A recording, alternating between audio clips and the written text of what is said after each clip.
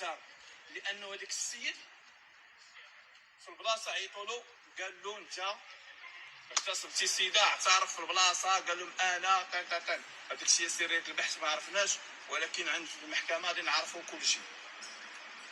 نعم خوتي العزاز.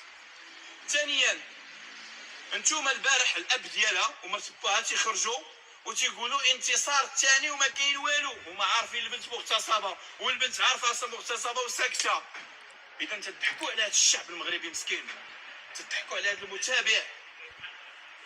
اذا هنا باش نفرسي امك تمشي عند باك باش يخليك ديري ما بغيتي هو ومرت باك، لانه تيصور بيك باش يربح عليك اموال طائله في الفيديو، لانه باك ما عندوش غيره عليك ومرت باك ما عندهاش غيره عليك.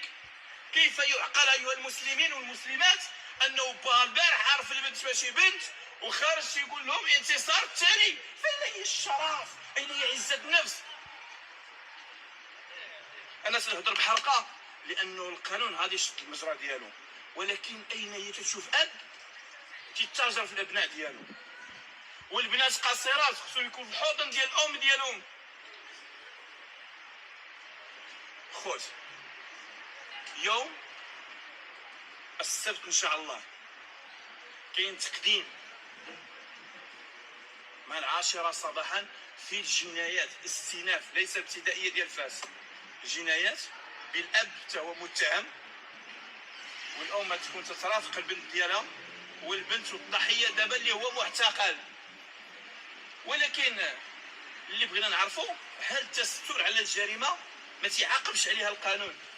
اذا انا اذا كنت عارف بنت قصيره مغتصبه وسكت، اذا انا تنخلي لي بيدوفيل يدير نكبر. الخوت غير سمحوا لنا، سخفات الاخت سعاد تكون ديك رضاك الاغتصاب من طرف الاب ديالها وانتي كتاكدي هذا الشيء؟ انا كنأكدو. شحال كان في عمرها؟ تكون ديك 13 عام هكاك. فين كنتي؟ انا مازال مزوجه به ديك الساعات. اييه ومازال مزوجه به. واخا فين كنتي ديك الساعات؟ كيفاش ما ودابا انت بنتك، ودابا اي ام ما غتكتشفش ان بنتها كتمارس عليها الجنس وهي طفله من خلال التصرفات، من خلال ما تقوليش هي ما حسيتيش وما عقتيش. ولكن انا كيفاش تقولي لي فين كنتي؟ انا كنت خدامه. أيه. وما عارفاش بان بنتي مغتصبه ديك الساعات، غير منين قالت لي انا تغتصبت بقيت كنرجع السينتا. ملي رجعتي السينتا شنو رجعتي؟ شنو شفت شي حوايج في الدار ماشي هما هادو مثلا؟ باش نقولوا اللي كاينين بعض العيالات اللي يقدروا يشوفوا بحالك وما يردوش البال. شفت شي حوايج في الدار ماشي هما هادوك. البنت كتدوش كيحك لها باها. بيت الناس انا كنت كنوض منه حتى هي تجلس فيه هي وباها.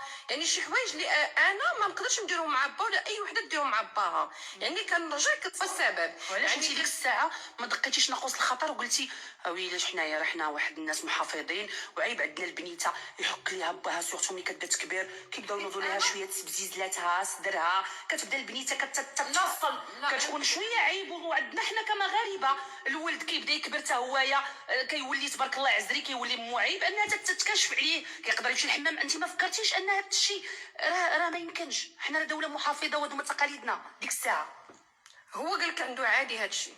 هو عنده عادي، انت علاش تجيك عادي؟ انا ما نويتش حتى قالت لي انا ما ماشي كل البنات. انا انت شحال كان عندها من عام منين خطبوا واحد الناس من اوروبا؟ واحد صديقه ديالي كانت كتواصل معايا وخطبتها لولدها من اوروبا. شحال كان عندها من عام؟ كان ديك الساعات عندها شي 15 عام. سمعوا ولكن خطبتها قالت على اساس عطات فيها العربون، عطات فيها رشماتها. العربون هي هذيك عطات فيها زعما سمحي لي زعما هكا صيفطت مسكينه الحوايج، صيفطت الفلوس. وانا فرحت لبنتي ان ربي يسهل عليها، وقالت لك هي بحال انا وجدوا لها انا مديت 18 عام. كل مره نصيفط لها حاجه ونمشي لها الذهب نمشي لها. انت ما عارفاش اننا حنايا نهار كله حنا نضغطوا، نهار كله حنا نغوتوا لا لزواج القصيرات. وراه حيد رشمتها على انت هذيك البنيته تبارك الله ملي غادي ترشميها في الخطوبه وغادي قالك واحد شويه وانا راني متعاطفه معك كأم، ولكن غنوريك خطأ ديالك. وانا وغير هضره انا راه اليوم تنوجه من خلالك رساله للامهات. هذا لا يعني على انني ما متعاطفاش معك كأم خصك بنيات، ولكن راه البنيته القصيره مغتصبه واش غادي تخرج دير فيديو وتقول الصلاه والسلام على رسول الله ما كاين والو؟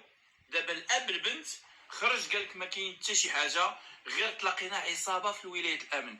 اذا كيفاش حنا قدمنا الشكايه ديالنا بتهمه اغتصاب طفله صغيره اللي تنضامنوا معها، ردونا عصابه. اذا الا كانت هاد انت ما كاين والو، ما كاين لا اغتصاب لا والو، لماذا السيد اللي بنتك اعترفت بانه اغتصبها هو الان في حاله اعتقال؟